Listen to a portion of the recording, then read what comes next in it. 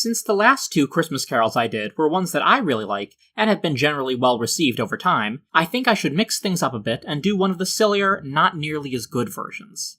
That would be the third All Dogs Go to Heaven movie, An All Dogs Christmas Carol. Now, whether or not you've seen the first two All Dogs movies, you can probably guess that this isn't going to be a particularly good take on the Scrooge story. To fully appreciate how weird this movie is, though, I'm going to have to put on my nerd glasses and give you a brief history of the franchise. The first All Dogs Go to Heaven movie came out in 1989 and was directed by ex-Disney animator Don Bluth, who had previously had major successes with movies like The Secret of NIMH, An American Tail, and The Land Before Time. All Dogs, however, was trounced at the box office by Disney's The Little Mermaid. The story was too fluffy and cutesy for adults, and at the same time too scary and complicated for kids. Personally, I really like it, but I'll admit that I have some weird tastes in these kinds of things. The plot concerns two dogs named Charlie and Carface who run a canine casino. Carface wants the business for himself, so he kills Charlie, who goes to heaven.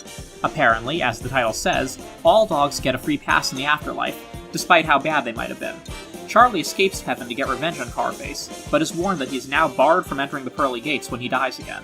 He goes on a crazy adventure which involves, among other things, an orphan girl who can talk to animals, an enormous sewer gator, and a Flash Gordon-themed ray gun of all things. In the end, Charlie and Carface both die and go to heaven. Carface because of the free pass, and Charlie because he manages to gain some humanity along the way and redeem himself.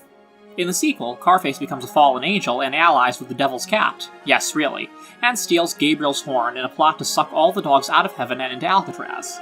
You know, just in case you thought the plot of the first movie was too silly. Charlie and friends prevail, of course, and Carface is dragged off to hell, having unwittingly sold his soul in the process of his misdeeds. This probably should have been the end of the series, but someone must have decided that they could make just a few dollars more, so an All Dogs Go to Heaven TV series was created, which featured Charlie and his best friend Itchy working for Annabelle, the chief dog in heaven, by doing good deeds.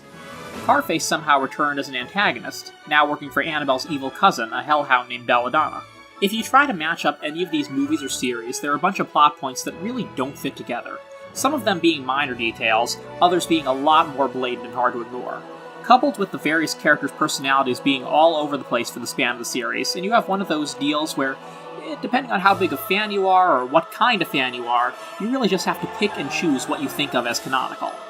Now that I've talked your ear off about a movie franchise based on dead dogs, let's go to the final installment of the series, An All Dogs Christmas Carol.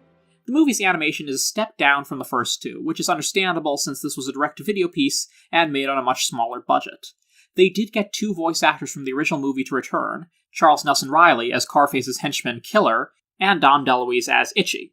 Incidentally, DeLuise always reprised his roles in the many Don Bluth sequels, whether they deserved him or not, which makes me wonder if he really needed the money or just loved voicing these characters. Hopefully it's more of the latter. The movie opens with a bunch of dogs, including our heroes, celebrating Christmas in the alleys of San Francisco. Carface and Killer show up to collect the debts that the dogs owe them, though you'd think that the characters like Charlie and Itchy would know better than to borrow from him at this point, since he's been in league with at least two demons. When they refuse to pay up, Carface uses a hypnotic dog whistle to steal their money/bones, including funds for a puppy named Timmy's leg operation. 3 guesses on who Timmy's supposed to represent here. Charlie and Itchy track Carface down, but find he's still working for Belladonna, voiced here by Bebe Neuwirth, who's at least having fun with what she's been given, and she has a plan to ruin Christmas like every cartoon villain. This time it's based around a larger version of the hypnotic dog whistle that will compel all the dogs to steal their owner's presents. Your basic Saturday morning bad guy plot. You know, just in case you thought the plot of the second movie was too silly. As I mentioned before, Belladonna has a good cousin named Annabelle, also voiced by Neuwirth. She assigns Charlie and Itchy a miracle dog tag that will help them save Christmas, making me wonder if any cartoon Christmas has ever really gone off without a hitch. The two decide to pull a Charles Dickens on Carface, as the title implied. Itchy is up first as Christmas Past, where we see the reason that Carface turned out so evil. Apparently, as a puppy, he had a negligent human owner who didn't raise Carface to be a good dog, which eventually got Carface kicked out by the kid's parents. I guess that is a little sad, but the fact that it was that turned him into a murderous gangster is definitely pushing it. Next up is Charlie's love interest Sasha as Christmas Present, who shows Carface Timmy, who reminds Carface of himself as a puppy. Yeah, some of the bits with Carface finding himself rooting for Timmy are somewhat sweet, but then you remember that Carface in the first movie alone kidnapped and almost ended up being responsible for the death of Anne-Marie, the world's most heartwarming orphan, and felt zero sympathy. That brings us to the biggest problem with Carface. He's robbed, he's kidnapped, he's murdered, he's almost fed killer to a pit of piranhas, shot on a marketplace, and even sold out all of heaven to one of Satan's henchmen. I'm not saying that redemption is impossible for him, that would go against the whole point of The Christmas Carol, but I think it would take more than a sick puppy to help this sick puppy. Finally, Charlie appears as Christmas Future in some fancy duds with a swinging tune about Carface needing to change his ways. This would almost be somewhat clever, I suppose, if the Animaniacs hadn't have done the exact same thing 5 years earlier. And better, I might add. Carface sabotages the plot to steal Christmas, evoking Belladonna's wrath. I'm not really sure why she needed Carface and Killer's help in the first place, honestly, since their only jobs were to pull a few levers.